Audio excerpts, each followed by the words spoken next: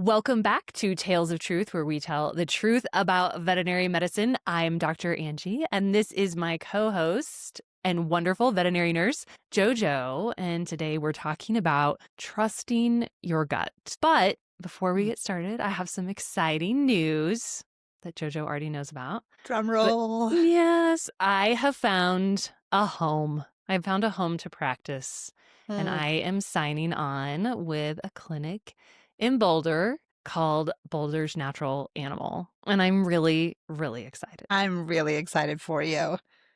It's going to You be c- so It's a good. sweet little fit for you. It is. And I definitely had to trust myself. So I've been doing relief, I don't know, not even for a full year, but I have been working at different clinics throughout the Denver metro, and the relief market is starting to just go away. So I don't know, I think there's so many veterinarians that want to be relief veterinarians, but I'm also starting to feel antsy for a home because I go to these clinics and I have great days with the reception staff and the nursing staff and the other doctors, and then I leave. And it's so lonely. So I'm like, I had a great day with you. I might never see you again. So have a great life. And so I've been ready to find a community. And also we have all of our clients, JoJo, that we have not been serving for the Fair. last year and a half. Mm-hmm. And now we have a place to take them. Yeah, I mean, we have been serving them, just not in the same capacity as before. I mean, at some point, we had this giant wait list that felt overwhelming. Is that a good word for it? It was like that we Crushing. couldn't meet the needs of the community. And so I Right. feel like what you're doing is stepping into a space where that community need can be met, because there are not very many Dr. Angie Krauses who, even in our very crunchy Boulder area of the country, it's know. hard to find a holistic veterinarian.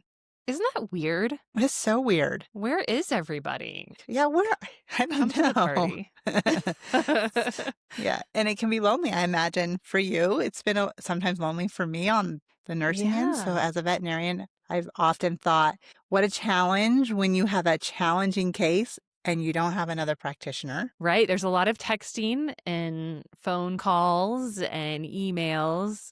But man, when I get to just sit in an office with other doctors, it's so great. Veterinarians, for the most part, are some of my favorite people. And so Fun. we all have our own quirks and ways of practicing, and I've learned so much. And so now I get to do it at a new place. And I think our clients are really going to like it here. And so I chose it because it was a really, and it is an accepting practice. So Dr. Brockman owns the practice, and she bought it from Rob Silver. I don't know, it feels like maybe 15 years ago. I didn't know that piece of information. Yeah. So this Okay. was Rob's practice, and that's why it's called Oh. Boulder's Natural Animal. Okay. So That makes a lot of sense. Yeah. So probably in 2008, 2009, I walked into that practice with, I think must have been, I was right out of school. So maybe it was even 2007. And Rob Silver was like, you don't have enough experience, because I didn't have enough surgical experience. So he was not going to hire me, which was totally fine. I went and got experience other places. So I was last in that practice that many years ago. And Stacy Adams and Lee Brockman bought it from him. And then Stacy has since moved on. But they've really retained the client base. So it's Dr. Silver's client base. So they're super interested in integrative medicine.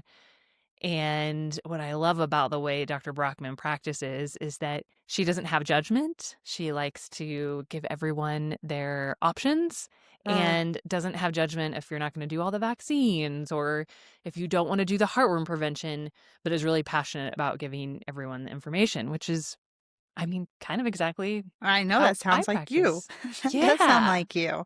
That's exciting. And I felt like the first time she and I sat down to talk, I felt like I've known her forever. It was the easiest conversation.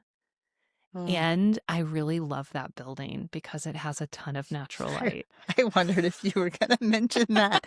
Yes. It's an important piece, because currently, where are you is. practicing? Where are we podcasting from? Our My basement. basement. Which is like the space that's left in our house for Yes. working from home. Totally. Yeah. And she has plants, she has a green thumb, and Mm. so there's lots of room for green things, and her staff is so lovely. Mm. And I've was able to interact with 2 other doctors there, and I really liked them.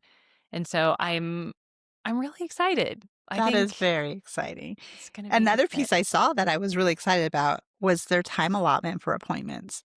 Yes. They gave adequate amount of time for you to still practice medicine the way that you practice medicine. Absolutely. Yeah. Mhm. Compared to other clinics that I've been doing relief work for, they're not a high volume practice, which is great. They're not trying to get people in and out and see as many people throughout the day. It's privately owned, which is really hard to come by these days. And it Mhm. still has kind of like that small town family feel, Relational. relational. It's not Mm. corporate. There's no corporate sales machine feeling. Everyone can come in and have individualized care. Well, I can see. I know not everybody can see this episode, but I have been seeing, can see on you just the sigh of that like settling in of your body of like this is the right next step. This is the right next step. And Mhm. I can be really honest with Dr. Brockman. I was like, listen, I'm looking for a home. Here's what I'm looking for. Mhm. Here's the client base I have. Here's what they need. And it just all really lined up so effortlessly. I ended up cold calling her practice. Hmm. And it just turns out that 2 of her associates were leaving for different reasons, none of them bad. And I don't know, it just felt like everything lined up. And Hmm. I'm going to start next week. Ah. I know. That's so fun. Yeah. And so I have watched this journey I've watched your journey for many years and the pivots within the practice, but in this particular journey, you've had offers along the way and always it's just been like, do I do this? It's not quite right. Yes. Um, and so see one where you're not questioning that in any shape or form makes my heart happy for you. Oh. Yes. I know there've been some clinics where it's been like, 90% fit. And then the Mhm. 10% that didn't fit felt maybe like a big deal. And I really questioned myself. And I Like remember windows. like windows. Yeah. Yeah. I mean, that was a real concern for you. Yeah. Well, I'm so neurodivergent. Uh-huh. I really need natural light. I have some stuff going on with my vision. And the thought of being in fluorescent lights, even just the sound of them, like Uh-huh. it's really bothersome for me. And I just tend to do better in natural light. I imagine we all are, but I tell myself the story, that because I'm neurodivergent, like it's more important for me. Yeah. And I kept asking myself with these other clinics, well, should that be a deal breaker? Should I just go along with it? Or do I go with vibes? And I remember Mm, asking my aunties in a mm. group Marco Polo, like, are we going off vibes, ladies? Like, what am I doing? And what was great about Boulder's natural animal is that there was at no point did I feel like, oh, this might not be right. Mhm. Well, nor are you having to compromise any piece of your integrity or compromise a Mm-hmm. piece of the way that you choose to practice. Like there's something different in being welcomed for who you are and accepted for who you are. Like there's a difference in my opinion to be fully welcome, like that you're bringing something to the situation that has Yes. value versus yeah, we'll tolerate that part of you or we'll Right. adjust that for you rather than, oh yeah, that's totally welcome. And I think that's part of what I'm hearing is that you are getting the feeling of belonging. Yes. And I haven't been part of a practice, like a brick and mortar practice since 2012. Uh-huh. So it's been a really long time. And so you and I have had this practice, and then, there have been some other nurses, but it's not the same as a brick and mortar because so much of our interactions are, remote. Uh-huh. We're not coming in and gathering in a place every day. I mean, you and I would go and gather and go see patients all day. But Yeah. when that stopped, that was really hard for me. It was hard for me too. Yeah. Yeah, it's been really There's an hard. isolation to it. And like, I so appreciate when I have back and forth with clients just because it's engagement, but it's not the same as sitting on someone's living room floor or, Mm-mm. 8 hours in a car during COVID of whatever, whatever we're doing like that. There is community in that. So I'm really happy for you that you're going to have that again. Remember, this is a tangent, but remember when we would wear N95s in the car with each other and we would test every day before work? Oh, it was so, do you remember if we're going on the tangent? Let's do it. So we would go into a home and we Yes. still were seeing the same number of patients. Yes. Like, so we would have to put on our shoe covers. We had surgical caps, N95s, which those hurt. My nose would be so bruised Yes. at the end of the day. We would have the Like, we were, imprints. I mean, I know they weren't counting us as like frontline workers, but my goodness. So then we would go into homes and then we'd come out and it would be the dead of winter because Yes. March in Colorado, this area of Colorado, is pretty brutal. And then we'd have to change our clothes in the car. So we had like 6 sets of scrubs. Yes. Oh my God. Yeah. And we would just change in this like freezing cold car, the two of us Yeah. in the front seat as fast as we could to get to our next one. So we wouldn't transfer anything because we I knew know. so little. When we were so concerned about our clients Mm-hmm. and that we were going to be so horrified if we were responsible for bringing COVID-19 to an elderly client. Ones with newborns. Like, yeah. Oh, yeah. Oh, I remember. Oh, Yeah. that was. And we did it successfully. We did it. Yeah. We did it. I It don't took a think toll, but we. I think that's part of where things started to just, I mean, it was exhausting. It was so exhausting. Yeah, Yeah. that has to contribute to some of the burnout Yeah. for sure.